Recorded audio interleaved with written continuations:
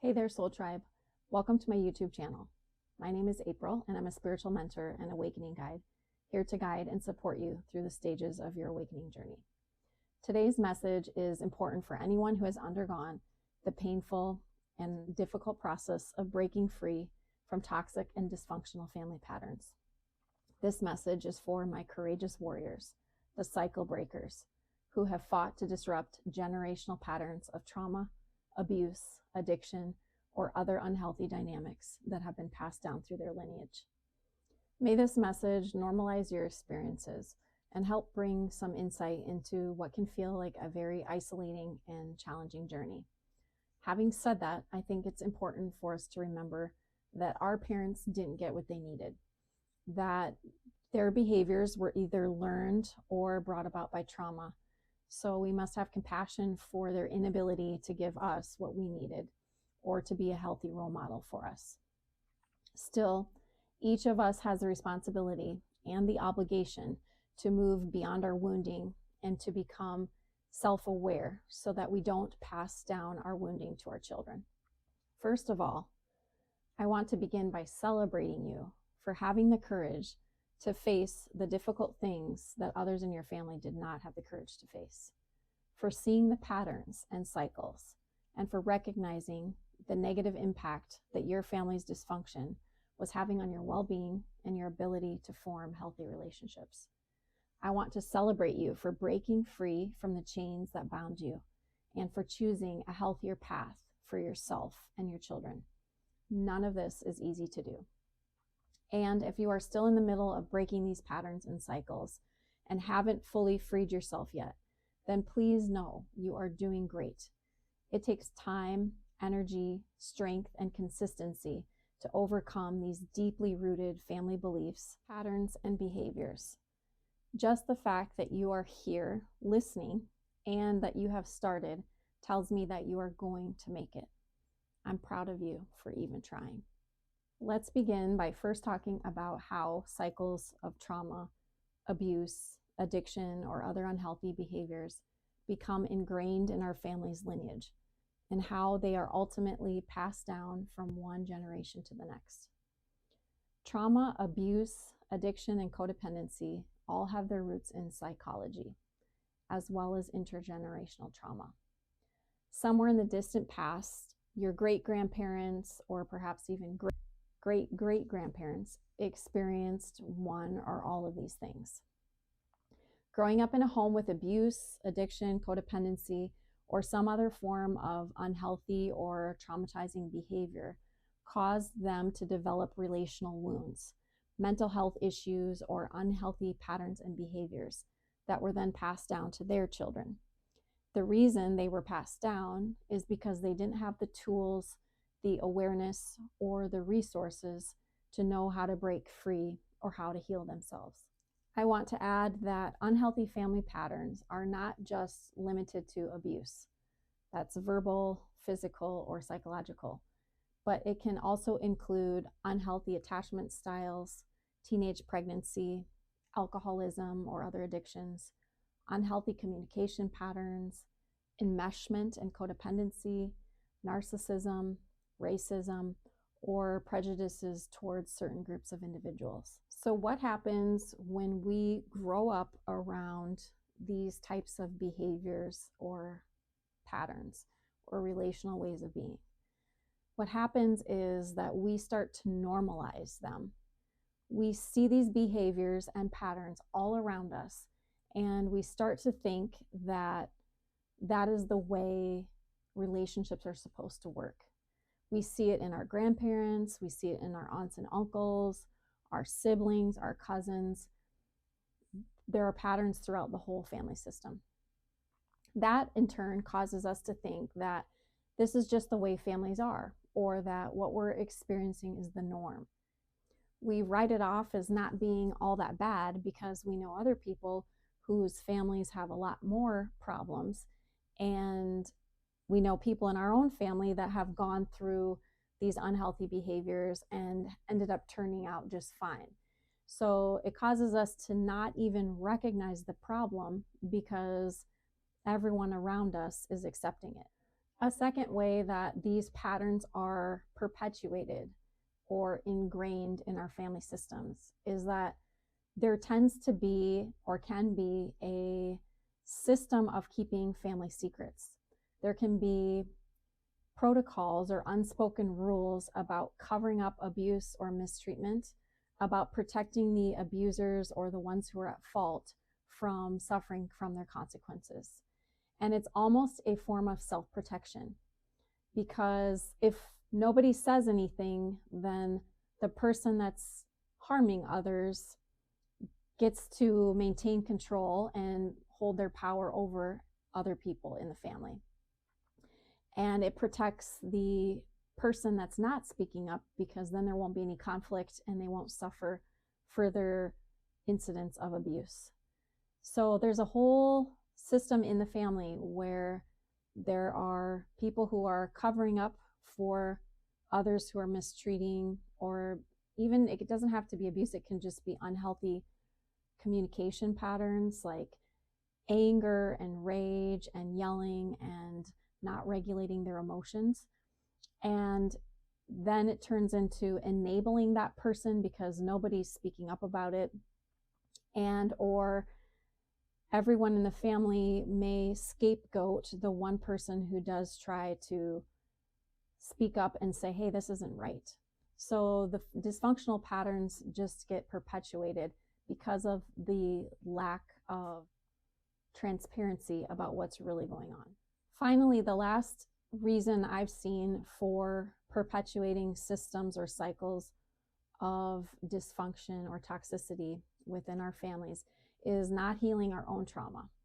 When we don't heal ourselves, this leads us to pass down our wounding, our unhealthy and harmful behaviors to our children. And in some families, there's a stigmatism around going to therapy, around getting help, around anything related to mental health.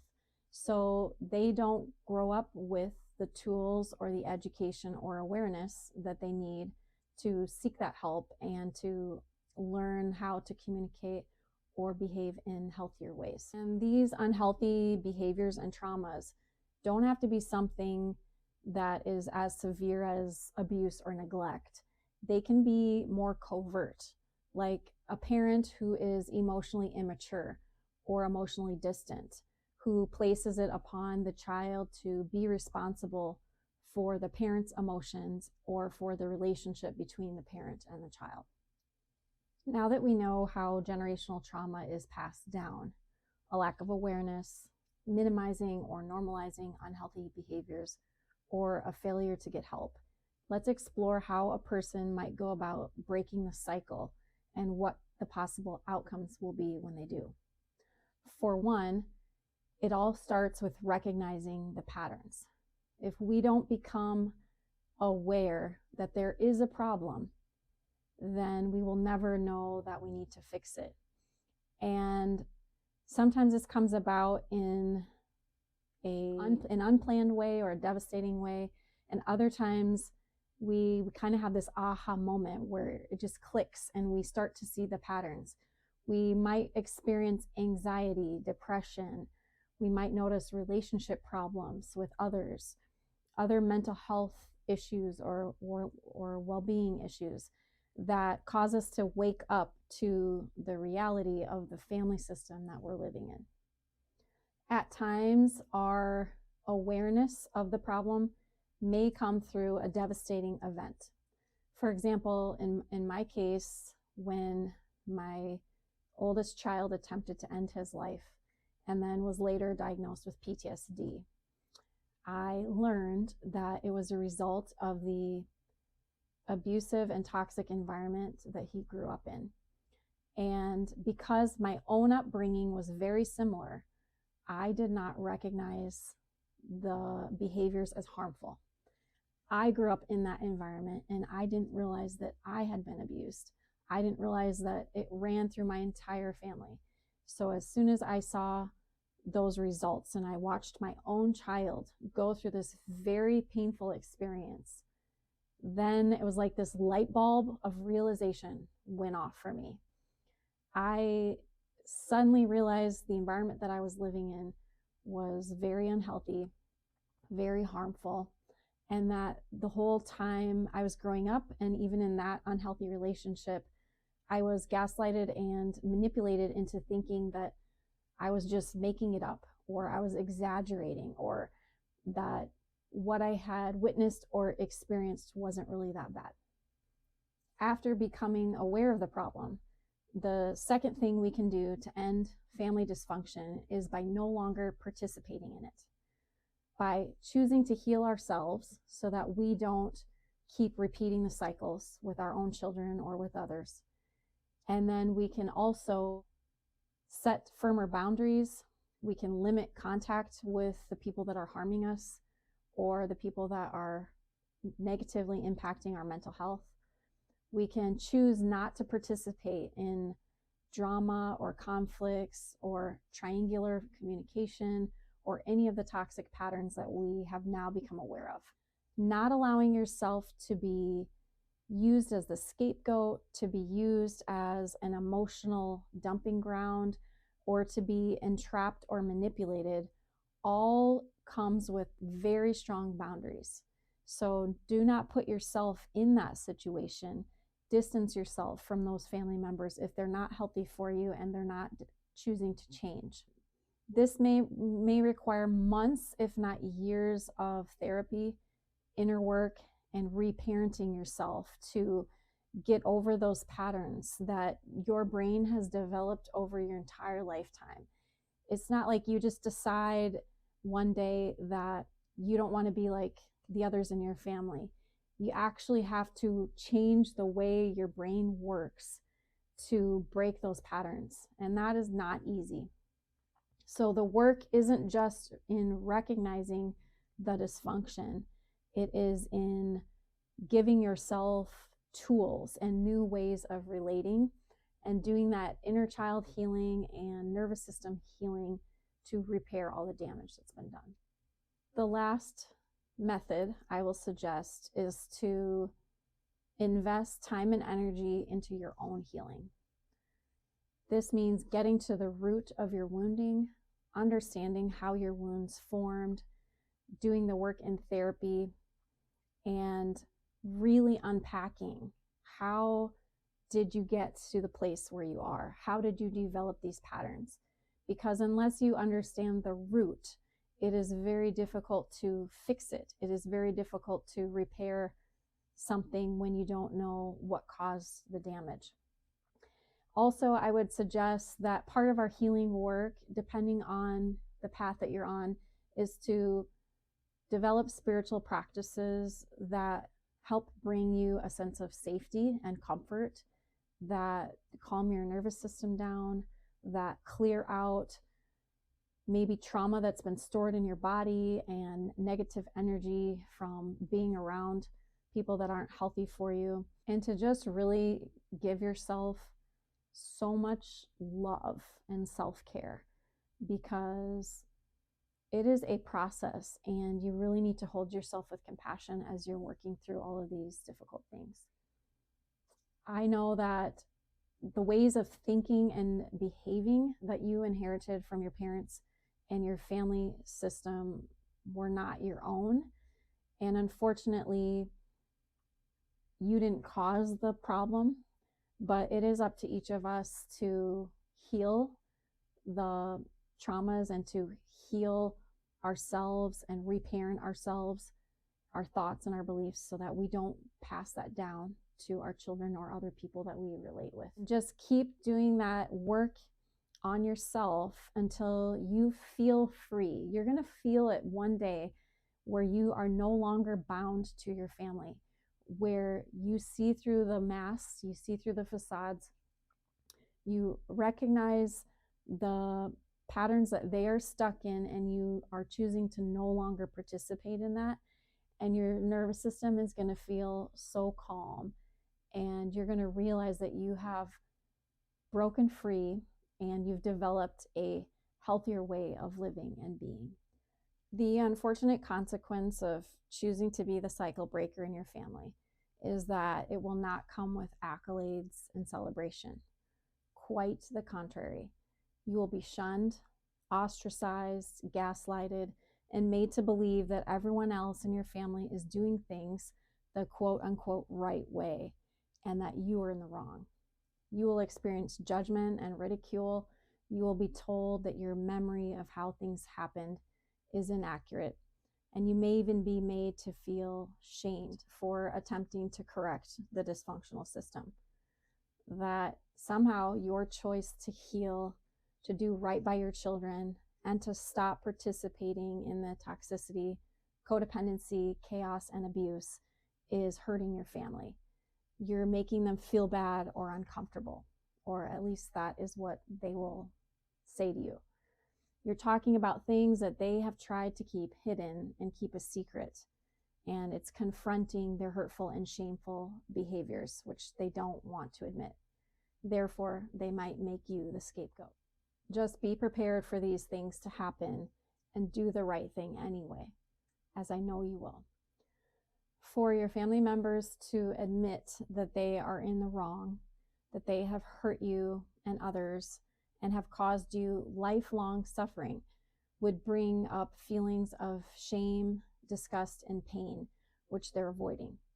It would call into question their entire way of being and relating, which would make them feel very uncomfortable and very unstable. Rather than taking accountability for their actions, which is the first step to healing, they deny, reject, and blame everyone else except themselves. Recognize that this is a form of self-protection. This is especially the case if you are dealing with a narcissist or someone who is underdeveloped emotionally. When this happens to you, try not to get personally involved in their story and see it for what it is. Recognize that they are literally fighting for their own survival because the pain of what they have done is so great that it would likely crush them.